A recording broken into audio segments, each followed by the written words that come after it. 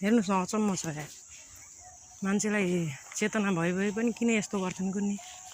यो हाम्रो घरदेखि ठ्याक्कै अगाडि जुरे पहाड देखिएको छ यो ठुलो र हाम्रै जङ्गल यस्तरी डढेलो लागेको छ हेरौँ न यस्तो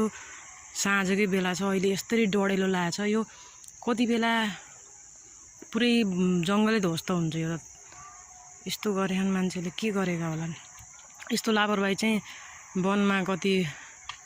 जीवजन्तु हुन्छन् चराचुरुङ्गीहरूको वासस्थान वनमै हुन्छ हामीलाई प्रत्यक्ष र अप्रत्यक्ष रूपमा भोलि बिहान असर गर्ने भनेको नै वन जङ्गलले नै हो नि त होइन र यस्तरी धुवाँमय वातावरण भएको छ प्रदूषण उस्तै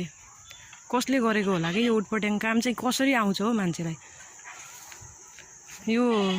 यसरी चाहिँ वन जङ्गलमा आग लागि चाहिँ हुनु भएन यसरी यो चाहिँ नियन्त्रण चाँडै नै गर्नुपर्छ र सम्बन्धित निकायको छिटोभन्दा छिटो यो वन जङ्गलको आग लागि चाहिँ नियन्त्रण गर्नमा ध्यान आकर्षण होस् छिटोभन्दा छिटो यो भिडियोबाट देखेर भए पनि जसरी भए पनि यो वन जङ्गलको आगो चाहिँ निभाउनुपर्छ नत्र भने यसले हामीलाई एकदम गहिरो असर पर्छ जस्तो लाग्छ।